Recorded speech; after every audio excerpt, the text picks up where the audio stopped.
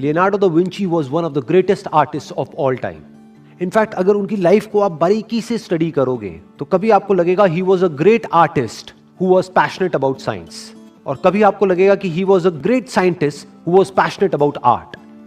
वैसे तो उन्होंने बहुत कुछ अचीव किया अलग अलग फील्ड्स में, as an artist, as an inventor, as an engineer, as an architect, as somebody who understands anatomy. लेकिन जो वो जाने जाते हैं अपनी पेंटिंग के लिए जिसका नाम है मोनालिसा। ये वर्ल्ड की सबसे फेमस पेंटिंग है आज के डेट में, और ये सिर्फ सबसे फेमस पेंटिंग ही नहीं है पूरी दुनिया की, ये सबसे महंगी पेंटिंग भी है। अभी पिछले साल एक डेटा आया था जिसमें एक वैल्यू कैलकुलेट करी गई इस पेंटिंग की, which was close to around $700 million, यानी करीब करीब 5,000 करोड़। और सिर्फ इतना ही नहीं, इस पेंटिंग के ऊपर इस पूरी दुनिया में सबसे ज्यादा रिसर्च हुई है। और अभी कुछ साल पहले एक रिसर्च हुई थी जिसमें ये पता लगा कि इस पेंटिंग में कई कई जगह पर 30 से भी ज्यादा लेयर्स का यूज किया गया है। जो फेस है और जो हैंड्स है उसके ऊपर कई जगह पर जो ब्रश यूज हुआ है इस पेंटिंग को बनाने के लिए, वो इतना पतला है ऑलमोस्ट जितना कि हमारा एक बाल पतला होता है।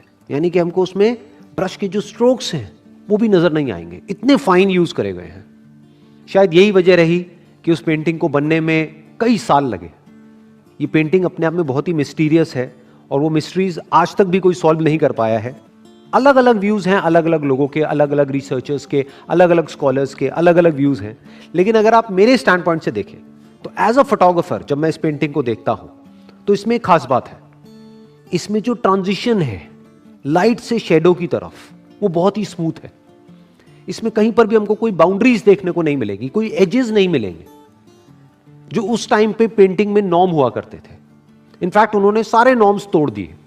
इससे पहले जो पेंटिंग्स चलती थी वो बहुत ही स्टिफ होती थी और साइड प्रोफाइल होती थी, यानी कि इस तरीके से पेंटिंग किया करते थे। तो पहली बार एक ऐसी पेंटिंग उन्होंने बनाई which was not just front profile, बल्कि जिसमें बैकग्राउंड को ब्लर किया गया। आज आप सबके स्मार्टफोन्स में एक पोर्ट्रेट मोड होगा जिसमें अगर आप ध्यान से ऑब्जर्व करेंगे तो फोरग्राउंड पे फोकस होता है और बैकग्राउंड ब्लर हो जाता है। इसकी वजह से जो सब्जेक्ट होता है वो और ज्यादा अच्छे से हाईलाइट हो पाता है। इस टेक्निक को पहली बार यूज किया गया था इस पेंटिंग में। वैसे तो इस पेंटिंग के ऊपर अगर मैं बात करने लग जाऊं तो मैं पूरा का पूरा सेशन कर सकता हूं इसी पेंटिंग के ऊपर, लेकिन अब हम आगे बढ़ते हैं क्योंकि आज के सेशन का हमारा जो मोटिव है वो है कि इनकी जो कोटेशंस हैं उसके थ्रू इनकी थॉट प्रोसेस को डीपली समझना। तो उनका जो पहला कोट है वो है, simplicity is the ultimate sophistication. Exactly यही सेम वर्ड्स स्टीव जॉब्स ने भी यूज करे थे अपनी एक स्पीच में। वो क्या कहते हैं, simplicity is the ultimate sophistication. इससे हमको क्या समझ आ रहा है, उनका थॉट कहां से आया? लियोनार्डो दा विंची से। He was inspired by Leonardo da Vinci because exact same words हैं. It takes a lot of hard work to make something simple. It involves digging through the depth of complexity. देखो ध्यान से समझो, जो ये extremely complex life है, अगर हमको उसको एक कैनवस पे उतारना है, चाहे वहां से इंस्पिरेशन लेकर के कोई प्रोडक्ट बनाना है, दोनों ही केस में ज्यादा जरूरी ये नहीं है कि आप क्या करने वाले हो, क्योंकि करने के लिए तो बहुत कुछ है। इंपॉर्टेंट क्या है कि क्या छोड़ा जाए, क्या उस आर्ट फॉर्म के लिए इसेंशियल नहीं है। जैसे दा विंची ने क्या किया, बैकग्राउंड को ब्लर कर दिया। क्यों? क्योंकि background was not essential for that particular painting. This is art. Same वही जो स्टीव जॉब्स ने अलग तरीके से अपने प्रोडक्ट में किया, मैक में किया।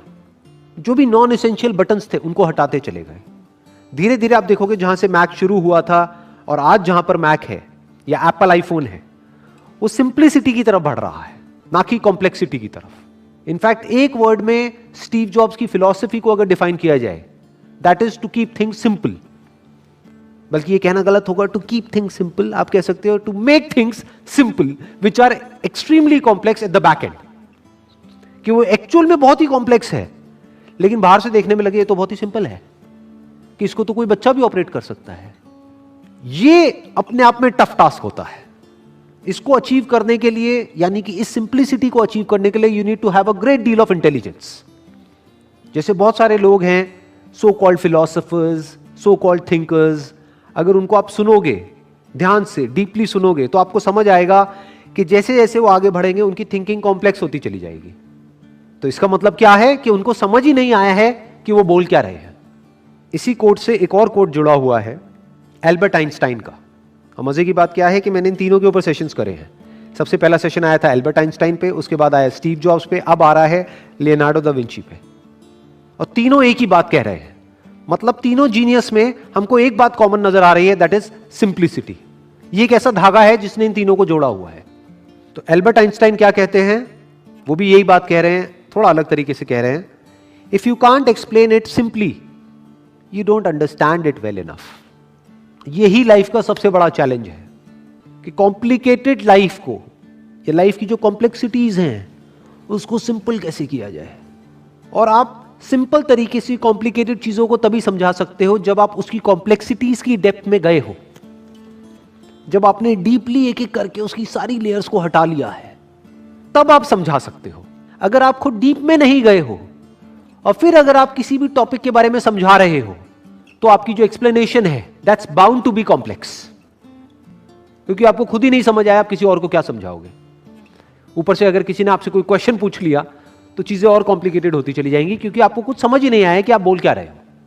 इनफैक्ट जितने भी पास्ट में फिलोसोफर्स हुए हैं, उसमें सबसे बड़ा चैलेंज यही था कि किस तरीके से वो देख रहे हैं, जो और लोग नहीं देख पाते हैं, उसको किस तरीके से कम्युनिकेट किया जाए सिंपल तरीके से कि सामने वाला समझ सके। अगर आपने इस थॉट को पकड़ा है जिसकी वजह से आप खुश हो रहे हो कि मैं उस इंसान के साथ रिलेशनशिप में हूं जिस इंसान को मैं इस दुनिया में सबसे ज्यादा प्यार करता हूं या करती हूं, इसकी वजह से आप खुश हो रहे हो, तो क्या इसका अपोजिट थॉट, यानी कि ये रिलेशन कभी भी खत्म हो सकता है, वो उसके पीछे नहीं पड़ा हुआ है, उसका पीछा नहीं कर रहा है, तो क्या जहां पर आप सुखी हो रहे हो उसके पीछे दुख नहीं है? या ये कह लो कि एक सिक्का है, उसका हेड है सुख, मतलब आप एक रिलेशनशिप की इस साइड को देख करके खुश हो रहे हो कि अभी मैं उसके साथ रिलेशनशिप में हूं, हमारी शादी हो गई, जिसके साथ मैं रिलेशन में रहना चाहती थी या चाहता था, और हमारा रिलेशन आज बहुत अच्छा चल रहा है। ये दो अलग अलग चीजें हैं। एक है आज आप रिलेशनशिप में हो, तो क्या इसके पीछे दूसरा सिक्के का ये पहलू नहीं है कि रिलेशन कभी भी खत्म हो सकता है? वो मर सकता है इंसान। तो क्या डर इसके पीछे नहीं चल रहा? तो जहां डर होता है, जिस थॉट के पीछे, हम इग्नोर कर सकते हैं, हम शो ऐसे कर सकते हैं, नहीं नहीं नहीं नहीं कोई डर नहीं है, पर जितना ज्यादा आपको खुशी मिल रही होती है उस इंसान के साथ में, ये सोच के तो आप खुश हो रहे हो ना कि हाँ हो गया हो गया हो गया, मतलब यही I was waiting for this moment to happen. तो जितना हम खुश हो रहे होते हैं उतना ही दुख भी होगा या नहीं होगा? और अगर उस मोमेंट में हम खुशी ना हो तो दुख भी नहीं होगा, है कि नहीं? लेकिन ये सॉल्यूशन नहीं है। अब इसको ऐसे मत समझ लेना कि मैं ये कह रहा हूं कि अभी खुशी ना हो तो जिंदा लाश बन जाओगे, नहीं, समझ गए ना? तो ये सब जो हो रहा है वो सब तो वैसे ही होगा जैसा हो रहा है, बस कुछ ऐसा हो सकता है आपको समझ आ जाए जिससे सब कुछ एकदम से बदल जाएगा। दूसरा क्या होता है, आज सब कुछ बहुत अच्छा है मेरी लाइफ में, वो बंदा वैसे ही एक्ट कर रहा है जैसा मैं चाहता हूं या चाहती हूं। मैं चाहता हूं कि वो मेरे पेरेंट्स की रिस्पेक्ट करे, वो जो लड़की है वो कर रही है, मैं बहुत खुश हूं। अगले दिन मैं घर में आया, मैंने देखा वो चीख चिल्ला रहे हैं मैं दुखी हूं। तो जिसको आप खुशी कह रहे हो, वहां पर तो डर ही डर है, खुशी तो मुझे कहीं नजर आ नहीं रही है, बहुत ही टेम्पररी है। और हम खुश कैसे होते हैं? कुछ प्लेजर्स में इंडल्ज हो करके, लेकिन वो मुझे ज्यादा एक्सप्लेन करने की जरूरत नहीं है, बिकॉज मैं अपने बहुत सारे सेशंस में टच कर चुका हूं कि वहां पर क्या प्रॉब्लम है। एडिक्ट हो जाते हैं हम। Those are more like escapes. जब लाइफ में प्रॉब्लम ज्यादा होती हैं तो हम एस्केप्स ढूंढते हैं, भागते हैं उस सिचुएशन से। मन नहीं करता कि सब कुछ छोड़ छाड़ के भागो, तो ये एस्केप्स हैं। इस पर्सन के साथ में प्रॉब्लम है तो यहां से भागो, उस पर्सन के पास जाओ। तो we are always running from here to there.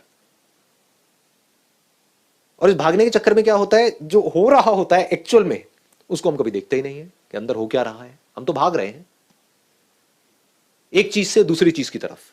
एक चीज को बहुत एफर्ट करके अचीव किया, उसके बाद में वो चीज या तो पुरानी हो गई या उससे बोर हो गए, या किसी और के पास में उससे बेटर कोई चीज आ गई। गाड़ी हो सकती है, घर हो सकता है, कुछ भी हो सकता है। तो वो चीज जिससे रिलेटेड आपके माइंड में बड़े अच्छे थॉट्स आ रहे थे कि मैंने पता नहीं क्या अचीव कर लिया, जब 10 लोगों के बीच में आप खड़े होते हो तो वो आपको गरीब की तरह देखते हैं कि क्या किया है तूने होता है, नहीं होता है? हाँ? और वो जिसकी वजह से आपके अंदर बड़े अच्छे थॉट्स आ रहे थे कि मैं तो पता नहीं क्या बन गया हूं, किसी और को देख करके, और हो सकता है जिसको देख करके ऐसे थॉट्स आ रहे थे वो आपसे और आगे निकल गया, अब और परेशान हो रहे हो। तो ये तरीका है जी दुनिया के पास में खुश होने का, यानी क्या, जो मैं चाहता हूं वो हो जाए।